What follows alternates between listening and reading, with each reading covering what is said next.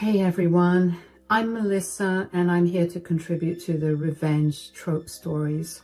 This story is more about karma, the consequences people face from their own actions, and by people I mean my younger sister Carly. Now, let me give you some insight into our relationship. I'm the eldest sibling in our family, and it's just been Carly and me. You see, Carly and I grew up in your typical suburban household. Our parents doted on us and life was pretty darn good. Carly was the brainiac, acing all her tests and charming everyone she met. Meanwhile, I was just, well, me. Always getting into trouble and never quite living up to the family expectations. So, it was just us, our parents, and our cozy little home. It might not seem much to many people, but for me, it was. But then, everything changed when our parents passed away. It was a tragic accident that turned our world upside down. I still remember that day like it was yesterday. Carly and I were called to the principal's office at school, and there was Grandma waiting for us with tears in her eyes. "My dear girls, Carly and Melissa, I need to tell you something." "What's wrong, Grandma?" "I'd like to have a private moment with you both. Your parents, they're gone. There was a terrible car accident this morning while they were on their way to work." "What do you mean, Grandma? I want Mom and Dad." "This can't be happening. What do you mean they're gone?" "I know, it's incredibly tough to hear at your age, but right now, I'm the only family you have left, my dears. I promise I'll take good care of you." It's a painful memory I'd rather forget. In the aftermath, Carly and I struggled to cope. We moved in with Grandma, but nothing felt the same without Mom and Dad. As the oldest sibling, I felt the weight of responsibility falling heavily on my shoulders after our parents' passing. While I tried to step up and be there for my sister, Carly, she seemed to spiral out of control. It seemed like we both had Freaky Friday Ed. Grandma Martha, bless her heart, had to bear the brunt of Carly's rebellious behavior, and I couldn't help but feel sorry for her. Carly's troubles seemed to multiply after Mom and Dad were gone. I remember one time when she snuck out of the house in the middle of the night to attend a party. Grandma was beside herself with worry until Carly stumbled back home in the early hours of the morning, reeking of alcohol. Despite my attempts to guide her, Carly continued down a path of recklessness. She started skipping classes, staying out late, and hanging out with questionable friends. Looking back, I realize now that Carly was struggling to cope with the loss of our parents in her own way. But at the time, it felt like she was deliberately making life difficult for all of us. After finishing high school, I felt both nervous and excited about what was next. Leaving Carly and Grandma was tough, but I knew going to college would help us all in the long run. College was a whole new world for me. And during my second year, I met my husband Nathan in one of my classes. He was really nice and smart, studying engineering. We hit it off right away and became really close. While I was busy with college and focused on building a better future, Carly's life was taking a different path. Unlike me, she wasn't interested in going to college or getting a job. Instead, she seemed content living off Grandma Martha's money. I tried to talk to her and offer my guidance as her big sister, but she didn't seem to care. During my last year of college, when I came home for Thanksgiving, I decided it was time to have a serious conversation with her. "Carly, you finished high school 2 years ago, and since then, you've been relying on Grandma's money. You know she's helped us a lot, but this can't go on forever." "Give me a break, Melissa. It's Thanksgiving. I don't need another lecture from you." "Carly, I'm about to graduate from college. I'm planning to get a job, maybe even move into a new apartment with Nathan. I'm getting my life together, and I'm willing to help you too.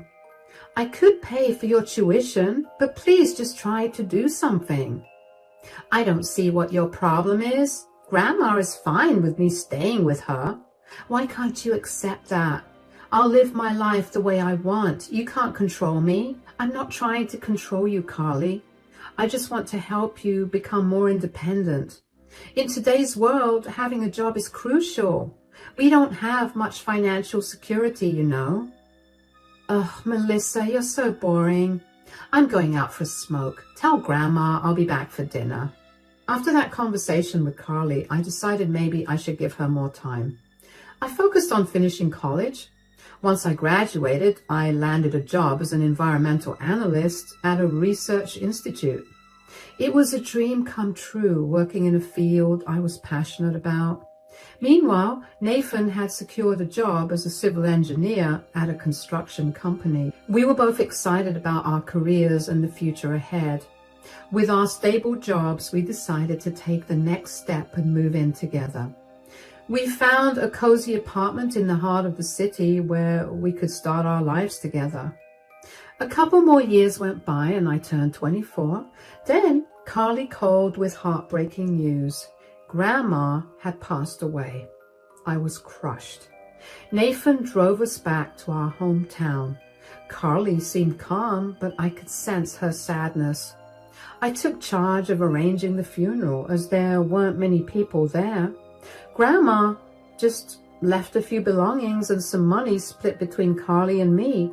And the house, well, she left it to me. I remember Carly being bitter about it, but I had assured her she could use it for as long as she wanted to. After the funeral, as everyone left, Nathan and I prepared to return home, but I couldn't shake the feeling that Carly needed me. Even though she seemed okay on the surface, I knew deep down she must be feeling lonely, so I decided to stay back, wanting to support her through this tough time. Hey, why is Nathan leaving alone? Aren't you going with him? Look, Carly, I know you want to act like this doesn't matter to you, but I want you to know I'm here for you, and I've decided to stay here for a bit. Whoa, you're not staying with me, Melissa. You're not getting it. I've got my own plans. I get it, Carly, but things are different now, and I want to help you get back on track. You can't just brush off everything that's happened. Well, I've got Ethan moving in with me now. We've got plans. Ethan? Who's Ethan? He's my boyfriend, Melissa, and he's been there for me in ways you haven't. Wow, Carly, that's great news. Can I meet him? Not yet, Melissa. Don't be annoying. Carly, Melissa's just trying to help. Can't you see that? Nathan, stay out of this. This is between me and Melissa. All right, Carly, I'll leave if you want me to, but promise me you'll try to sort things out, and I hope this Ethan treats you right. Fine, Melissa, just go. Goodbye. So Nathan and I returned to our apartment. A couple of months later, when I talked to Carly, she excitedly shared that she had landed a job at a local salon as a receptionist. I was genuinely proud of her progress. She also mentioned that things were going well with Ethan, her boyfriend. It seemed like love was bringing out the best in her. And during that time, my own life was bustling with activity. Ethan surprised me with a proposal, and we happily got engaged. Carly was surprised at first, but she quickly showed her support and excitement for our upcoming wedding. She even helped me with wedding planning and choosing the perfect dress when she visited me in the city. I remember the first time I met Ethan over dinner at Grandma's house right after my wedding. Oh my goodness, Ethan, I've been looking forward to meeting you. I was so bummed when Carly told me you cannot make it to the wedding. It has been over a year since Carly and you started dating, and I've been eager to meet the man who stole my sister's heart. Yeah, I've always mentioned to Carly about meeting you guys, but she never seems interested in inviting you over. Come on now, don't throw me under the bus like that. Congratulations to both of you, by the way. Thanks, mate. So, Carly, how's your job at the salon? How are things going there? Well, the salon, it's okay, I guess. Didn't you tell your sister? Tell me what? I decided to quit my job at the salon. It was kind of boring and it didn't pay me well. I've always told her that getting a college degree would open up better opportunities for her. She's a smart girl and she could have landed a better job. Well, it's never too late to pursue higher education, right? I've told you guys 1,000 times I just don't want to go to college. I'm 23, I can make my own decisions. Anyway, Ethan seems to be doing well. He's taking care of your living expenses here, isn't he? Yeah, Ethan has a really good job and he's been helping out with everything. I really love Carly and I don't mind taking care of her. That's really nice of you. After our visit to Carly's place, where things seemed surprisingly okay, Nathan and I settled back into our city life. Our days were filled with nothing but love. Then, out of the blue, Carly called me one evening. Her voice was tense, and I could sense something was wrong. Hey, Mel, I need to talk to you. Hey, Carly, what's up? You sound really anxious. Is everything all right? Mel, I messed up. I messed up big time. What are you talking about, Carly? I'm pregnant. Oh, isn't that something you should be happy about? Did you not want a baby? I mean, I get it. You're pretty young, but Ethan loves you and, well, it isn't Ethan's baby. What? You must be kidding me. I wish I was, Mel. I'm really ashamed to admit this, but I had been cheating on Ethan. Why would you even do that, Carly? Ethan doesn't deserve this. Well, I've been seeing this guy. He had money, and I thought it was better than being with Ethan. I didn't want a boring life. It's so complicated situation. What do you mean by a complicated situation? Ethan loves you, and you chose money over him? I don't want to settle for a mediocre life. I thought me and that guy really had a thing going on there, and he promised me that he would leave his wife, but turns out it was just a casual fling for him. When I told him that I was pregnant with his baby, he said he didn't want to be a part of the baby's life and didn't want to see my face ever again. Wow, Carly, you got involved with a married man? I know, it's a mess. I haven't told Ethan yet. I want to keep the baby, though. I think it could bring some happiness into my life. Are you sure you're ready to be a mom? Of course I am. Do you think I should keep it a secret from Ethan? Carly, that's not fair to him. You need to tell Ethan, and soon. If you don't, I will. Maybe this baby will change things for the better. You're my sister. I need your support, Mel. I've been reflecting a lot lately, and I'm really regretful about how I've treated you and everyone else in my life. When our parents passed away, you were there for me, but I was not there for you. I want to change that. I've been a bad sister, but that's going to change now. I'm going to work on myself and be better. Okay, let us start by telling Ethan the truth. Then we'll figure out the rest together, I promise. So, after Carly told Ethan about the baby, things didn't go well. He got really angry and left her. I felt bad for Carly, even though it was her mistake. I didn't like seeing her hurt. She needed someone, and I didn't think Nathan would mind if I stayed with her for a while. Carly didn't have a job, and the money Grandma left her was running out, so I decided to take some time off work and stay with Carly. For the next 9 months, I was there for Carly during her pregnancy. I didn't want her to go through it alone. I visited her every month, staying with her for 1 or 2 weeks at a time. It was important to me to support her, even though she had made some mistakes. During those months, Carly and I grew closer. We talked a lot about her plans for the future and how she wanted to change. She was determined to be a better person and a good mother to her baby. I admired her strength and courage. As Carly's due date approached, I made sure everything was ready for the baby's arrival. We went shopping for baby clothes and furniture, and I helped Carly set up the nursery. It was an exciting time, despite the challenges Carly was facing. When the day finally came, I was by Carly's side in the delivery room. It was a long and difficult labor, but seeing the joy on Carly's face when she held her baby for the first time made it all worth it. I knew then that everything would be okay. So it was a baby boy, and Carly named him Cole. I decided to stay with Carly for a while, so I told Nathan I wouldn't be coming home for some time. He was understanding and said it was okay because Carly needed me. Carly was dependent on me both financially and emotionally. She wanted to start applying for jobs, so while she did that, I took care of Cole at home.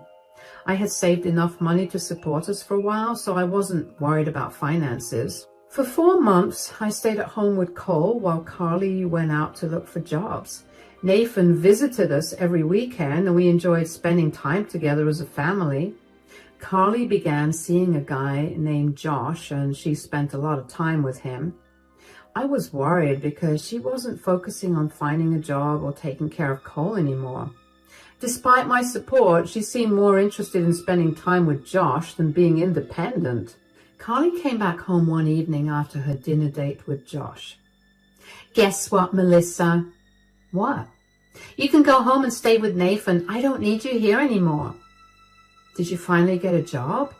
"No, but Josh wants to move in, and he has a good job, earns well, and can take care of me and Cole."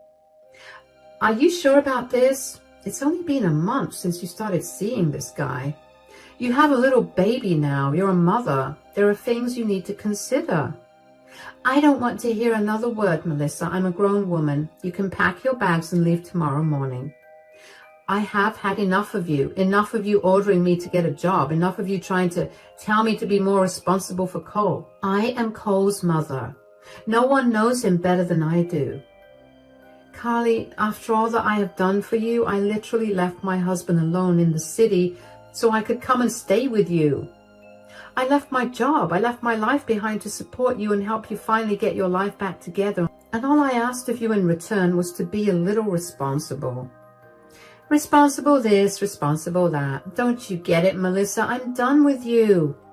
I have a family now. I have a son and a boyfriend. It's better that you go back to your family. I mean, sure, thanks for helping me these last few months, but your job is over now. So stop being a parasite at my house. You're unwanted here. I'm putting Cole to sleep now. I expect you to be gone when I wake up." So, dear reader, that incident happened around 8 years ago. After Carly said those hurtful words to me, I reached my breaking point. I went home to Nathan, poured my heart out to him, and shared what Carly had said. Nathan helped me see the truth. Carly was using me for my money and support. Though I didn't want to believe it, it was true. I was blind to reality. I had always been there for Carly financially and emotionally. I covered all her expenses during her pregnancy, supported her appointments and medical needs, and even encouraged her to seek therapy, footing the bill for that too. It's not about comparing love and money, but I gave her both. Yet all she did was disrespect me and cast me aside when she found someone else. So we stopped talking altogether. Fast forward 7 years and my life has changed significantly. I was blessed with a baby girl named Ariel who just turned 6. Nathan and I were fully immersed in our life in the city, balancing work, family, and parenthood. Amidst all this, Carly faded into the background. She never reached out, never apologized, not even a simple thank you for all I had done.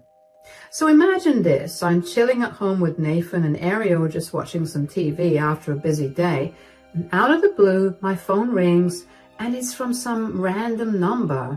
Like, who could it be? Then, that's when Carly, out of nowhere, decides to make a comeback after more than 6 years of radio silence. I answered the phone, and without even thinking twice, I blurted out, "Carly?" Nathan shot me a concerned look and motioned for me to go to our bedroom to talk to her. "Melissa, it's me, your sister." "I haven't forgotten your voice, Carly. Why are you calling me?" "Melissa, I know my apology might not mean much at this point, but I'm really sorry for the way I spoke to you all those years ago. You helped me, but I didn't see it. Let's skip the apologies, Carly. I know you don't mean it, but hey, if you do, good for you. Maybe you're becoming more human and less selfish. Really, listen to me, Melissa. I know you won't believe it because of what I'm about to ask next. What now? I need some money. Josh left me. Do you remember your nephew? He has not eaten anything in 2 days. We literally have no money. The school is threatening to kick him out, Melissa. I'm begging you. If not for me, then for your nephew. Carly, I'm not falling for this again. Don't use your poor kid to get my sympathies. Please, just for a few months, I need some money. I just want a stable life for my son. I promise I'll get better this time. Enough with the promises, Carly. I have my own responsibilities now. I can't spare any money for you. What kind of responsibilities? Well, I have a daughter of my own now. Oh, congratulations. So I have a niece now? What's her name? Her name is Ariel. I would love to meet her someday. But Melissa, please imagine this. If, God forbid, you were in a bad position like this, wouldn't you want someone to help your Ariel? You don't have to say yes right now, but please know that we literally don't have anything. The electricity got cut off yesterday as well. Take your time, think about it. Just know that I'll be indebted to you for life and I will return every penny. Just think of Cole. He's a child. He hasn't done anything wrong. Please don't punish him for my mistakes. He shared the same blood as you, after all. I'll talk to Nathan about it. I'll see if I can do something. Thanks, Melissa. After talking to Carly, I had a lot to think about. She asked for help, but I was mostly worried about my nephew, Cole. Thinking about Cole made me sad. He was innocent and didn't deserve any of this. God knows what that poor boy must have been through lately. I couldn't bear the thought of him suffering because of Carly's mistakes. Talking to Nathan about it helped me put things into perspective. We both agreed that Cole's well-being was the most important thing right now. It wasn't about Carly anymore. We decided to visit Carly and Cole to see how they were doing. I sent Carly a text saying we wanted to come over every weekend, and she agreed. So on Saturday, Nathan, Ariel, and I drove to Carly's house, which I hadn't seen in over 7 years. It felt strange returning after so long, and seeing Carly after so long felt strange. Cole seemed like a sweet and cool kid. I introduced Ariel to him and they got along well, playing in the park together.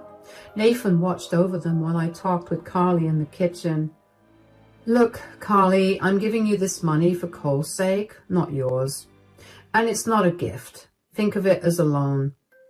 Oh my God. Thank you so much, Melissa. You're so generous. I promise things will be different this time. Well, I hope things do turn out better, and please take care of Cole. He's a smart kid. Just make sure you use the money wisely for Cole's needs. I will, Melissa, I promise. Thank you again for helping us out. So I set up this deal where I'd send Carly half the money from my paycheck every month. It was tough, but I felt like I had to do it for Cole. Carly said she was sorting stuff out and needed more time and wanted my trust. But I wasn't just giving her money for herself. It was for Cole. We'd visit every month and Ariel and Cole got along great. They were cousins after all. Carly seemed better, but I was wary. I had to use my head more than my heart this time. I decided if Carly didn't get her act together in a year, I'd stop the allowance with a prior heads up. For about 10 months, things seemed quiet, but then something unexpected happened. One day, I received a call from Carly's landline. When I picked up, I could hear Cole on the other end. Oh, hey there. Cole, how are you? Hi, Aunt Melissa. I need you. What do you mean you need me, Cole? Is everything okay? Are you safe? I'm really hungry. I haven't eaten anything, and Mom, she's gone forever. What do you mean she's gone forever? Where did she go?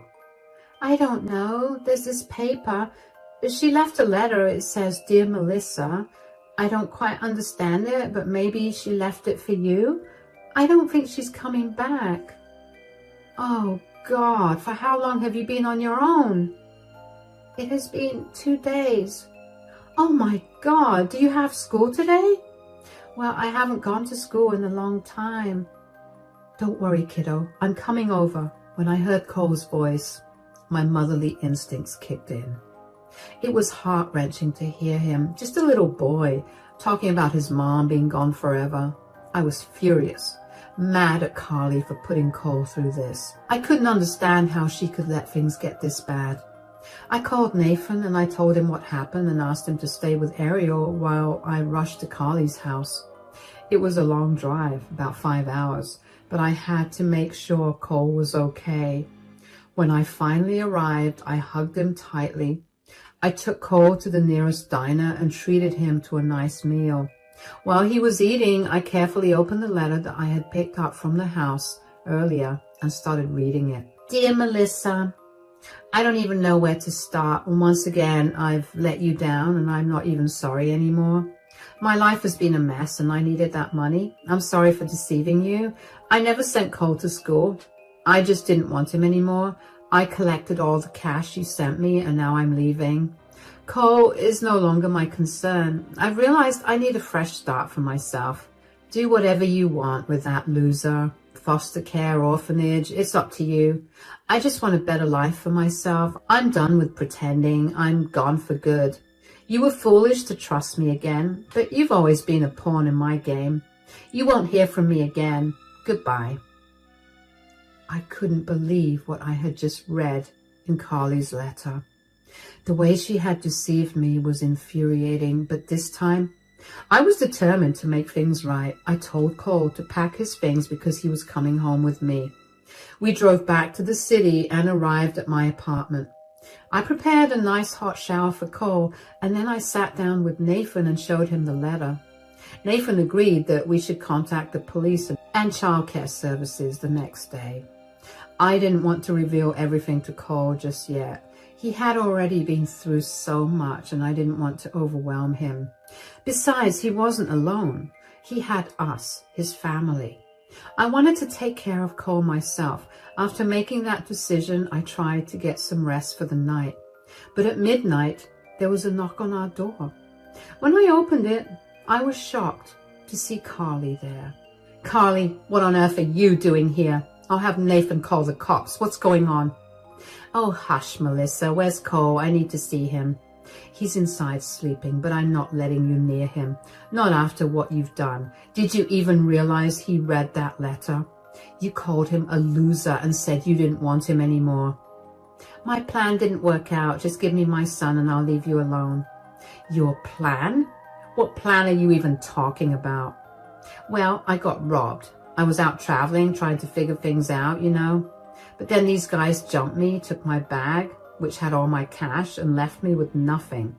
I had no choice but to come back. So you think it's that easy? You can just waltz back here and expect everything to be okay. I'm telling you, Melissa, give me my son and I'll leave. You won't ever have to see me again. If you need Cole, meet me at the police station tomorrow. We'll sort things out there. Don't drag the cops into this.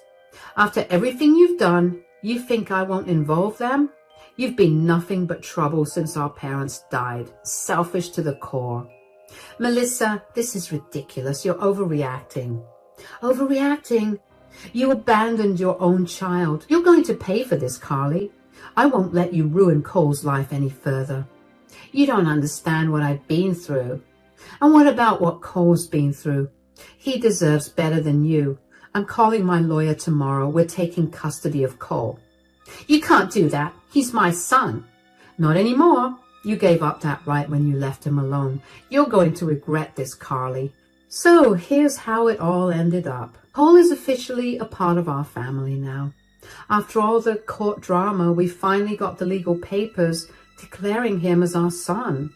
It was a long journey, but seeing him settle in so well makes it all worth it. We made sure he got into a good school and gave him all the love and care he deserves. It's amazing to see how easily he accepted us as his parents.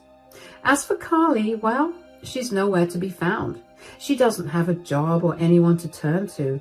The house she used to live in is legally mine, thanks to Grandma's will, and she's not allowed there anymore.